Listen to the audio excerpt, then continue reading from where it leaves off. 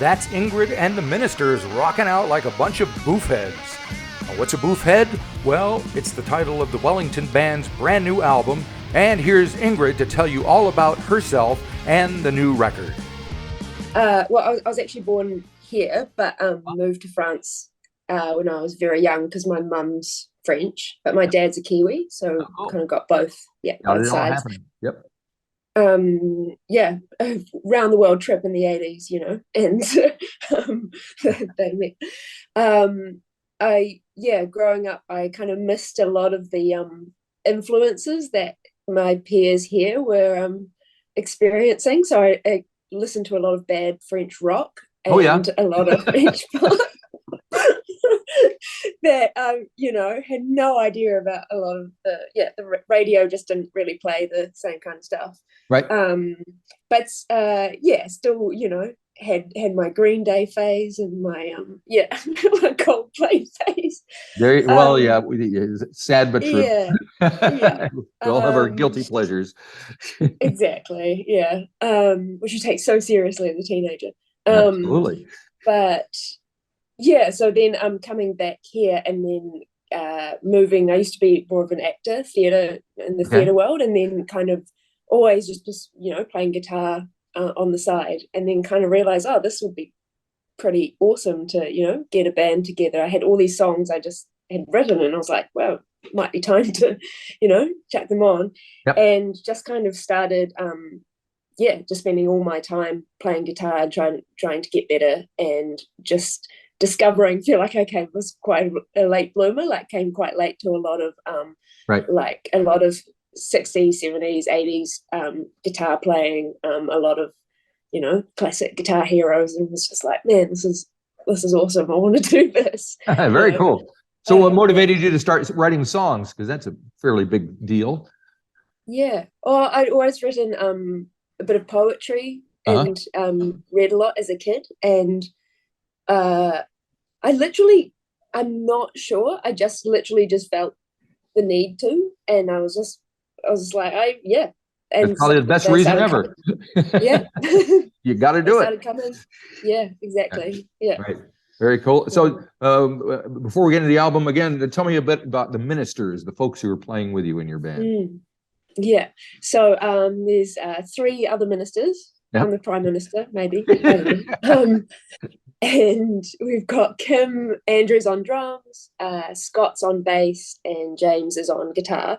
And they're amazing, friends of mine. There's been a bit of a lineup change over the years, because we kind of started as a bunch of kind of theatre kids who did this show called How to Write an Album in 12 Hours, which was a show that was literally 12 hours long, where you write, my God.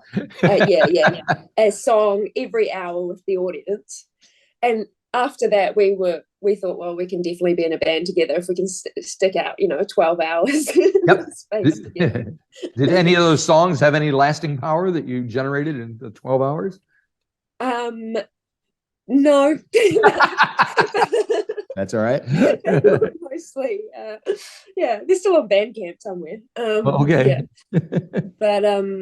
But definitely little sparks happened during the rehearsal process that kind of led to other songs, which was really fun. Yeah. Yep. Very cool. All right. Yeah. So Boofhead is your new album. It's the second album that you guys have released. It's coming out in April, and there's a song called Boofhead and a video for the whole thing. So what is a Boofhead? I mean, I can see out the video, so. No, I won't abuse you. No, I won't collude with you. No, I won't make you feel like you're a little boy. The priest in his magic gown, he holds you in his palm. He made you feel a beating could wipe away your sins. Wipe away your sins. Yeah. That's kind of what you want it to be. But yeah, Australian slang for an idiot. I love the term. Literally, I didn't know what it meant either. But the guitarist, Seamus, we were just jamming this song. We didn't know if it was going to turn into anything. We were just, having a jam, and we stopped, and he was just like, well, that one's for the Boofheads. kind of as an insult. He was like, I don't know if this is good. And I was like, I love that. And so that just really stuck, because it's kind of the sentiment of the whole album is, just a bit of an angry kind of unleashing, of that. But I didn't want it to be a super aggressive. I wanted it to still have a like kind of comedic element to it. Yeah. That's quite a wig. What do you have it around? Do you wear it when you feel like it? It's actually quite heavy because there's a cushion in it. There's two wigs and a cushion. So I was actually thinking of auctioning it to like raise that's not a bad idea. Because everyone's been asking me to wear it around Wellington to get into gigs, but like you'll get a free gig if you wear the wig. But I don't know if I can I can face that. You don't want it staring back at you from the stage, do you? No. It'd be frightening. All right. Overall, from what I've read about in the press release and listened to the album a bit, there is a kind of a common theme about dealing with power imbalances and injustice and things like that. So is that stuff you think about and it's on your mind that you feel you need to deal with? Yeah, a lot. Yeah. I mean, it's like the housing crisis is like one aspect of that that's been very real for me in Wellington. It's just I'm currently back at my parents' briefly because it was just impossible to like pay rent and save to like and make music, to be able to do the things I want to do. They we talk a lot with my friends about and to try to take action around renters' rights and improving the situation, because it's pretty dire. It's just ridiculous. Right. So there's a lot of that kind of feeds into also my personal relationships and a particular relationship that the album is a lot about, which I could kind of see all the parallels between kind of systematic kind of injustice and also these weird dynamics that I found myself in with this person. And so I guess it's very hard to put my finger on it, but it's an exploration of kind of that tricky time of being like, well, I love this person. There's a lot wrong with how they're behaving, Okay. and navigating those difficulties and the ethical kind of conundrums of it and all that. Right. Yeah, lots of things. Right. Now, so I think you co-write a lot of the songs with Toby Lloyd, who also produced the record, and you recorded it in surgery. So tell me a little bit about your relationship with him and how you guys work together. Yeah. So maybe co-write might not be the right term, but he I'll bring a song to him, send him demos, and then he gives a bit of feedback around the arrangement. Right. And so very much the role of a producer, I suppose. And then we workshop ideas just in terms of tone, textures, and all that, and the mixing. Right. But yeah, he's amazing. It's really. So what did he bring to the party during the recording process? He told us to cut a lot of. I just keep going. Like the songs had a lot of fluff in them. Or just, I'd repeat a riff 6 times when I only needed to have 2 rounds. So there was a lot of like, this is great, but how about we just get to the point and, and do that. So that was very, very helpful. And then, and then he also played some keys on the, on some of the recordings, and it layered a bit more texture to them, which sounds great. Yeah. Okay. And then he engineered the whole thing, so it's huge. It's huge. All right. I think the most recent song you released is Last Night I Dreamt I Shot Myself. Came out a few days ago, and there's a nice video along with that. So we should talk about that. What would you like to say about the song, about the video? Last night I dreamt that I shot myself. Felt so good I didn't cry for him. I just realized that a part to die was the part of me that still cares about you. Yeah, the part of me that still cares about you. I just like to say that it's a fun song, even though it might sound heavy. Right. I thought it was going to be a heavy song, song, writing it, I thought, oh well, this is a good line. Maybe I'll, write a dark blues about like how this, this happens. But in the end, I kind of enjoyed like playing with the contrast of like quite an upbeat, reasonably like major resounding happy song to talk about like a really dark dream I had, which is literally just holding up, gun, shooting myself. And then the next day it's nuts. And then the next day I realized that it was that I felt a lot better. And I was kind of interesting. That's clearly me, like my subconscious processing some stuff and trying to, get rid of the old. And as I felt quite stoked and triumphant that I managed to like, overcome that. So the song represents that kind of, yes, I managed to get over you. I managed to do it. Yes, awesome. Very good.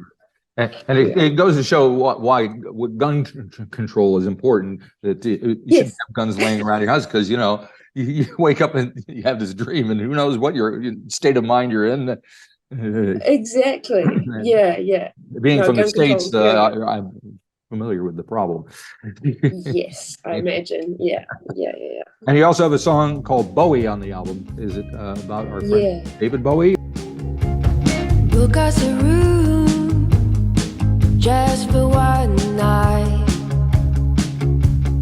I'll bring the booze, please be on time.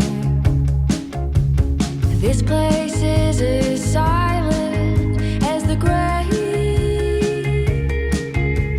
Soundproofed walls keep the world away. It is a reference to him. It's kind of a kind of personal joke, I guess, between me and this other person, which maybe shouldn't be the title of a song. I don't know. It just seemed to fit. We keep referring to it that way. But that's more of, it's a kind of a slower kind of, I call it more indie kind of rock song. About the last, like before you leave someone, like knowing that a relationship's over, and just kind of those kind of last moments before you're like, okay, we're going to go our separate ways. And that's so bittersweet. So that's what that one's about, and it's coming out soon. Oh, cool. Yes. So you kind of referenced indie rock, but when people like me ask you what you think, what your music sounds like, if somebody has never heard you, terrible question, but I'm going to ask it anyway. What do you? How do you answer that? Well, I currently say it's like bluesy punk rock. Right. As I wanted to get the blues element in there because I did notice the blues. I had it written down right here. So yeah, that's interesting because I wasn't expecting it. Where did the blues come from? The blues is again kind of, I guess, a late discovery for me, but I've always enjoyed it, but kind of realized that I could be able to play it. I actually met a person, the old guitarist, who's just this incredible blues player, Seamus Johnson, and we just kind of immediately clicked and just started playing a lot, and he's like opened up this world of like all these incredible blues musicians, and I just kind of thought this is the best thing I've ever heard, and so just started trying to learn some of it, and slowly it kind of started creeping in to the songwriting, and I'm hoping that to do more of that, and that it becomes this kind of bluesy, swampy, psychedelic rock kind of song. So might be leaving a bit of the punk rock behind, but you know, and right. Is there much new music that you listen? Yeah, that makes perfect sense. What kind of new music do you listen to? What are you on? Well, this isn't new, but I've discovered Dead Meadow. It's a British band it's like 2000, so it's really old, but not that old. But I've been just like that, had that on repeat Right. for a while, because it's just these beautiful kind of bluesy swung groovy rhythms, Right. but in these real kind of swampy dark kind of atmospheres. And so it's like blues, but it's not doing the traditional blues structure, it's kind of flipping it, on its head a bit. And I Right. just find that really, really good. So it's And kind of been on top at the moment. Yeah. how did you discover them? How do you look for music when you are thinking about it? That one, it was literally an algorithm. Really? Which is There you like, go. Nailed you, huh? It was feels kind of embarrassing, So the algorithm was right. But yeah, that was it.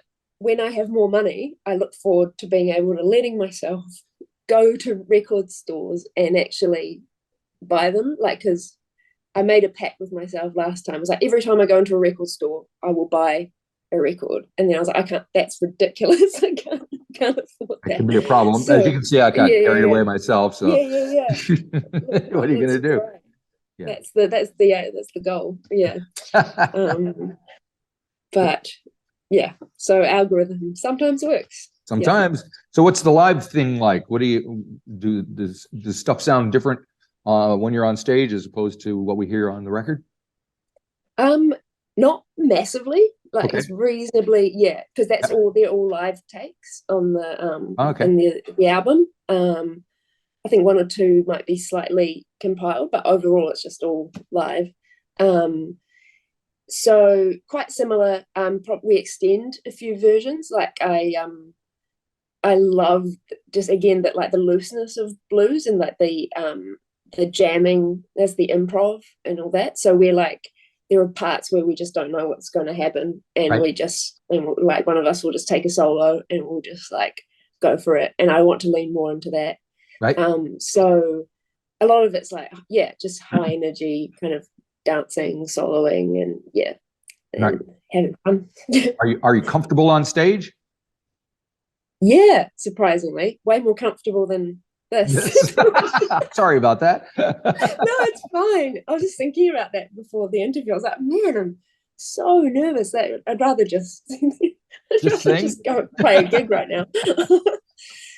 I love it. It's really So why do you think you get more nervous talking than performing? Just because it's the classic, like, it's more personal, it's more, I have to be more honest about I am honest on stage, but it's still a persona, Right, sure, of course. Yep. A high version, and trying to articulate vision is is terrifying, because I know what I'm trying to say, and I know what it is, but then being able to convince people that it's actually, that it's important, that's, I don't know. Right. It's a whole different kind of. I could see you taking on a persona with the Boofhead wig and that kind of being your Ziggy phase or something, you know what I mean? Yeah. So it's interesting how you can kind of transform yourself to be a certain character or whatever as a performer. But there you go. So have you played in Auckland, or what's the plan when the album comes out? Are you going on tour? Are you coming up here? I'm actually going to the UK because we've had a bit of interest from people over there, and our manager and stuff has been amazing at just kind of getting people on board over there, which is awesome. We did play Auckland last year. We played the Whammy bar. Right, of course.